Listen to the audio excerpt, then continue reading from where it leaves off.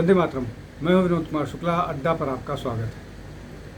पहले कॉकरोच जनता पार्टी और उसके बाद फिर राहुल गांधी सरकार की योजनाओं पर पानी फेर दिया। लेकिन सरकार इतनी आसानी से न तो झुकती है, न अपने कमिटमेंट पर रुकती है। सरकार इस सत्र में इस कोशिश में थी कि जो डिलिमिटेशन का बिल है उसको पास करा ले, क्योंकि वो संविधान संशोधन विधेयक है, तो उसके लिए बहुत सारी तैयारियां करनी थी, समर्थन खोजना था। और सरकार राज्यसभा में तब उनके पास समर्थन को उतनी मुश्किल नहीं है, लेकिन लोकसभा में निश्चित तौर पर मुश्किल है। लोकसभा में भी उन्होंने जिस तरह से 6 सांसद शिवसेना यूबीटी के करके शिवसेना जो ओरिजिनल है उसमें आ गए, और 20 सांसद जो हैं वो तृणमूल कांग्रेस के, उन्होंने एक नई पार्टी बना ली है, तो 26 ये हो गए। और जिस तरह से डीएमके की कांग्रेस से नाराज़गी है, या और बहुत सारे वो हैं जो इस बिल को सपोर्ट कर सकते हैं। इसको लेकर के सरकार लगातार प्रयत्नशील है और डिलिमिटेशन बिल पास कराना चाह रही है, जिससे कि अगला जो लोकसभा का चुनाव हो उसमें महिलाओं के जो आरक्षण का बिल पास हुआ है, एक्ट बन गया है, उसको लागू किया जा सके। अब जिस तरह से पहले धर्मेंद्र प्रधान के त्यागपत्र को लेकर के डेडलॉक बना हुआ था और धर्मेंद्र प्रधान ने त्यागपत्र दे दिया जो कॉकरोच जनता पार्टी के विरोध प्रदर्शन के बाद, अब राहुल गांधी उसी को रिपीट करना चाह रहे हैं और उसी को एक्सटेंड करते हुए ये कह रहे हैं कि गोली, चूँकि मतलब उनका तर्क ये है कि गोली वहाँ पर जो पैलेट गन्स चलाए गए हैं वो अमित शाह के कहने पर चलाए गए हैं और छात्रों पर गोली चलाई गई है, पैलेट गन मतलब।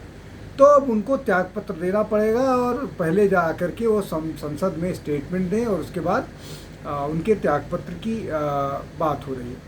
अब सरकार को वो कितना झुका पाएंगे कि त्यागपत्र अमित शाह दें, थोड़ा मुश्किल काम लगता है, लेकिन कोशिश राहुल गांधी लगातार कर रहे हैं। अब उसका जवाब भी सरकार खोज रही। तो इस सत्र में अगर मामला नहीं बनता है तो जो स्वतंत्रता दिवस है, स्वतंत्रता दिवस के बाद 3 दिन का सरकार स्पेशल सेशन बुलाने की योजना बना रही है, और उस स्पेशल सेशन में जो भी पेंडिंग बिल्स हैं सरकार उनको पास कराने की जुगत में है। अब ये योजना है। अब डिलिमिटेशन को लेकर के अभी सरकार का विपक्ष का समर्थन नहीं है, सरकार अपने स्तर पर लगी हुई है कि इस मामले को, लेकिन सरकार ये 3 दिन का जो है 16 से 18 के बीच में, इसमें डिलिमिटेशन बिल को पास कराने की कोशिश कर सकती है। और इसमें और भी अगर संभव हो पाएगा तो एक आध और बिल पास सरकार कराने की कोशिश करेगी। लेकिन ये अपने आप में एक बड़ी योजना का हिस्सा है जिसमें सरकार कोशिश कर रही है कि किसी तरह से होगा, इसलिए कि किरण रिजिजू ने राहुल गांधी से उनके कमरे में जा कर के, उनके ऑफिस में जा कर के मुलाकात की और कोशिश की कि ये जो डेडलॉक बना हुआ है ये समाप्त हो, लेकिन बात बनती हुई नहीं दिख रही है। और जिस तरह से विपक्ष इस बात पर डटा हुआ है कि जो अमित शाह हैं वो इस्तीफ़ा दें। अब इसमें और भी एक महत्वपूर्ण बात है।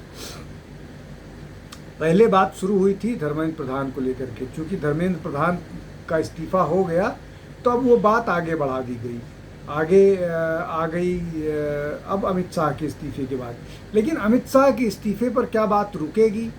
ऐसा होगा इसलिए कि विपक्ष का एक धड़ा जो है वो एक दूसरे तरह का राम मंदिर के चंदा चोरी को लेकर के विरोध प्रदर्शन है। तो मतलब ये कि लगातार एक के बाद एक इस तरह की स्थिति पैदा करने की कोशिश जारी रहेगी, जहाँ पर सरकार को झुकाया जाए। तो इन सारी चीज़ों पर सरकार शायद ना तैयार हो और ये जो स्थिति है वो कंटिन्यू होगी, और इसीलिए स्पेशल सेशन बुलाए जाने की योजना है, जिससे कि स्पेशल सेशन बुला करके कम से कम ये डिलिमिटेशन बिल वाला पास हो। उसके बाद फिर इसलिए कि इसके बहुत सारे नियम और बहुत सारी और चीज़ें फॉर्मुलेट करनी होगी। तो पहले 29 से पहले वो सारी चीज़ें, सारा डिटेल बनाना होगा, और उसमें वक्त लगता है बहुत सारे, और उसके प्रोविज़न्स डिसाइड करने होंगे।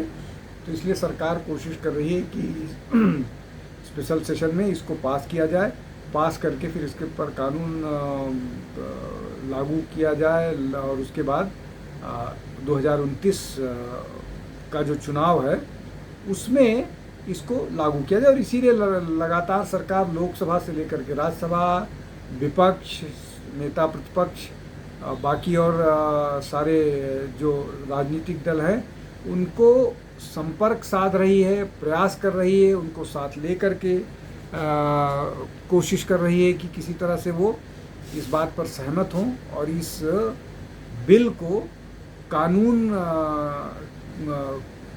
का रूप दिया जाए।